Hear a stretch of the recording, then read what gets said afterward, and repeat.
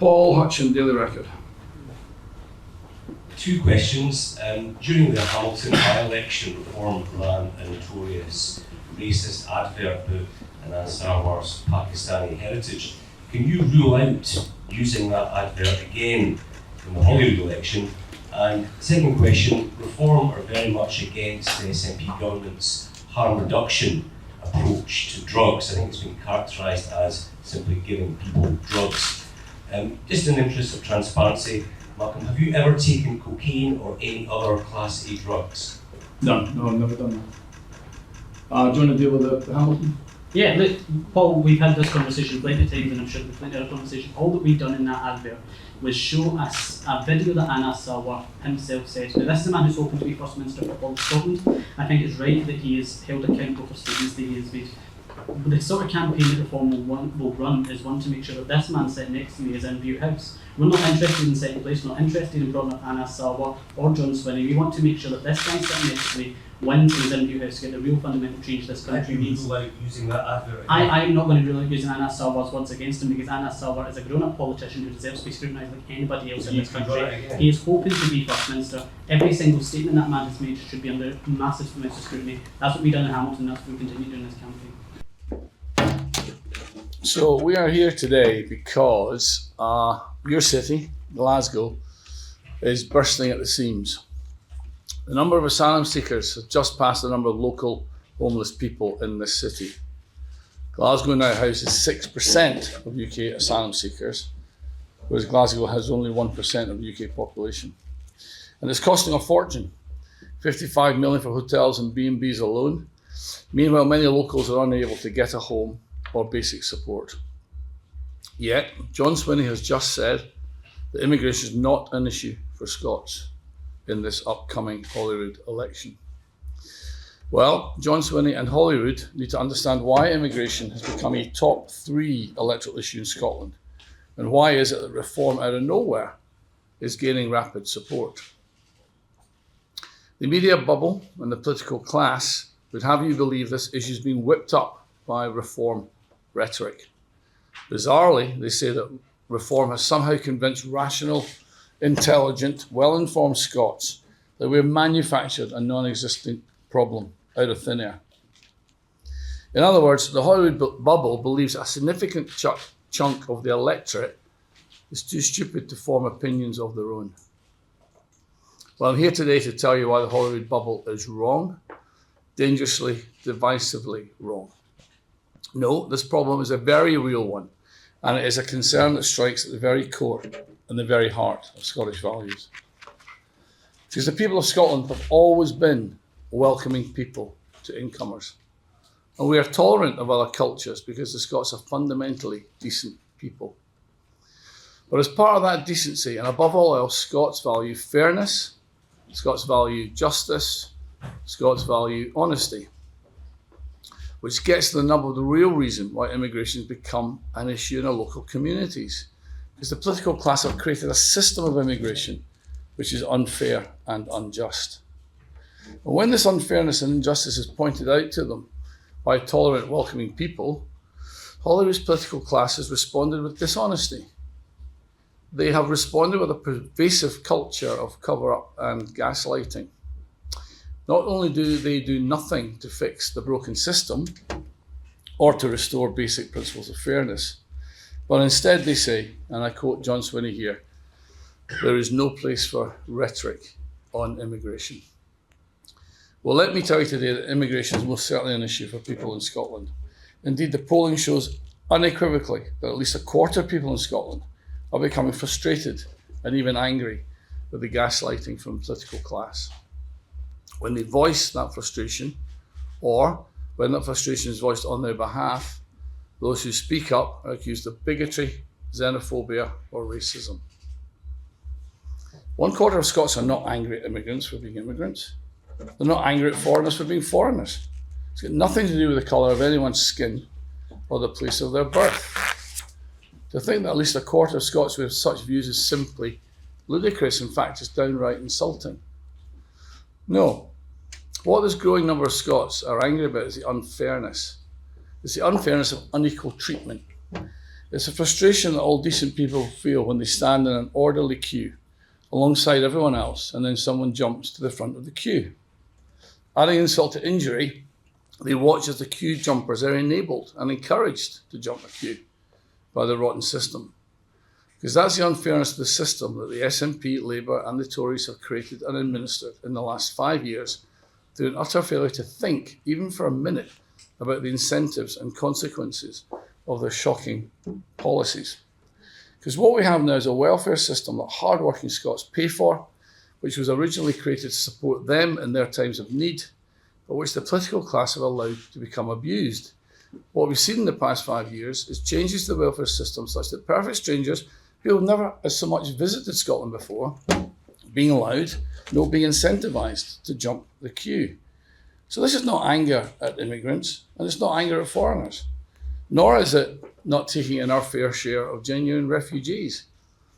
I'm on the record, repeatedly so, of saying that we should facilitate the immigration of skilled people who wish to come to Scotland to work and to contribute to our society.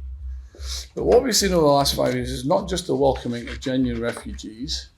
Instead, we've seen the arrival of people, a massive, unprecedented number of people, many of whom have no interest in paying their way or contributing with their skills, who have never so much as visited Scotland before, but have come here because they've heard correctly that we have a welfare system in Scotland where they can simply turn up and get something for nothing.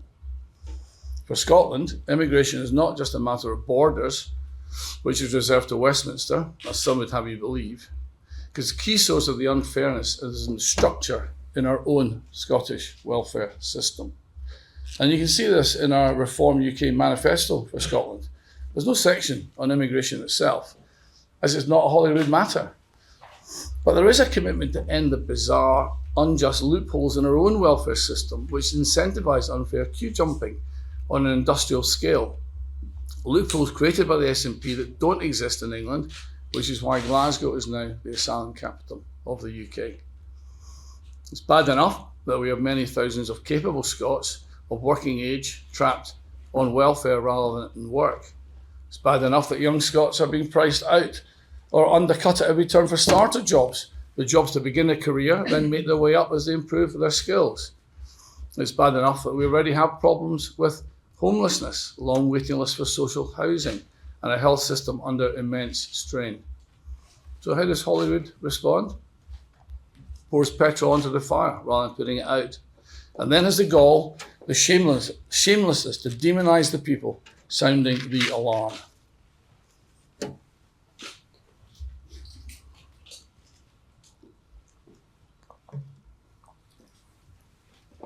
The political class have created the absurd situation where you can come to England illegally, without a genuine claim to asylum, be housed at taxpayers' expense where they decide if your application is merited, with a system stacked in your favour by years of lawfare and loose rules. Then the moment your application is approved, you come to Scotland, specifically to any council presenting as homeless, where you can expect, because the laws have been created, demand it to be housed in temporary accommodation at the Scottish taxpayers' expense, before there's any attempt to determine whether you're actually entitled to it. That is temporary accommodation paid for by councils at increasingly extortionate rates, because there already wasn't enough social housing available anyway. This is temporary accommodation that we have learned via Freedom of Information request now accounts for 15% of all Glasgow's council tax revenue, and is responsible for council after council after council across Scotland to have to raise council tax well above already high inflation.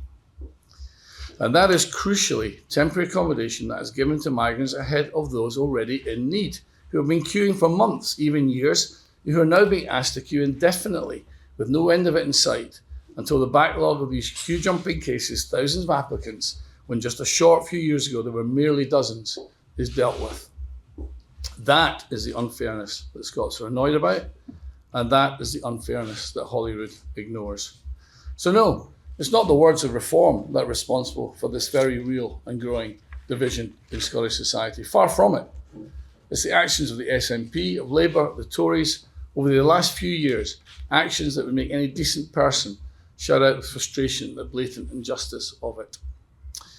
Therefore, the reason a growing number of people support reform is because we're the only party who are actually willing to listen. Not just to listen, but to take up the cause unflinchingly, to voice this frustration, to call out the injustice of it, and determined to actually do something to stop it. Reform does not demonise. I've said it again and again. I'm on the record so many times that we cannot blame anyone from wherever they come from for simply following the incentives that the system has placed before them. We cannot blame immigrants for being opportunistic when the system, the full might of the laws that Swinney and his ilk have created, and the whole Holyrood bubble supports, which is actively encouraging, inviting them to jump the queue. So it's not opportunistic immigrants that reform is a problem with, not at all. The problem we have is with the political class. It's a political class that's created this unfairness, has created this injustice through its actions, and is the true source of our growing division in our local communities.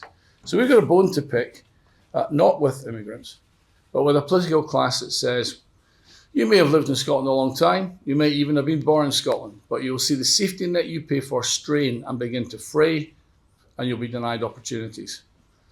Also, a handful of preening politicians like John Swinney and his ilk can pat themselves on the back and boast absurdly, ludicrously, without apology, that they screwed you over in the name of inclusion. Well, it's not inclusive. It's not kind. It's not tolerant. It's not welcoming. It's a policy, it's a whole attitude to government that sows division. It's an attitude to government to real people's lives and livelihoods built on a foundation of hypocrisy and gaslighting. So, how dare the likes of John Swinney stand up and tell over a quarter of Scots that they're bigots or worse? How dare Labour and their mates and much of the media do the same? Well, their time will soon be up, because we're going to turf them out on May the 7th. The Reform government in Scotland will begin the process of national restoration after 20 years of SNP failure and neglect. We will create a new economy which values work more than welfare, and which allows ordinary, decent, hard-working Scots to be more productive and keep more of their wages to the benefit of their families and communities. Reform will unleash Scotland's great potential by restoring incentives for hard work, productivity, entrepreneurship and community building, core values which once made Scotland great. Scotland is blessed with a number of business sectors where we're genuinely world class owing to our geography, science and people, 10 natural clusters of excellence, financial services, advanced manufacturing, energy, food and drink, tourism and hospitality, creative industries, life sciences, agriculture, fisheries and marine. It's time now to focus all our resources in education, skills and training around these 10 clusters to get our young people and our out-of-work adults tooled up for this new modern economy where they can earn above the minimum wage and create prosperity for themselves, their families and their communities. And that is why we cannot and should not give away all the entry-level jobs in our economy to low-skilled migrants. Instead, we must work with those who've fallen out of the habit of work to re-engage with society, to get retrained and back to work, because the best form of welfare invented is a good job. That work ethic is a critical part of Scottish DNA, and it's time now to unleash the potential of all Scots for the benefit of our families, our communities and our country. Thank you very much.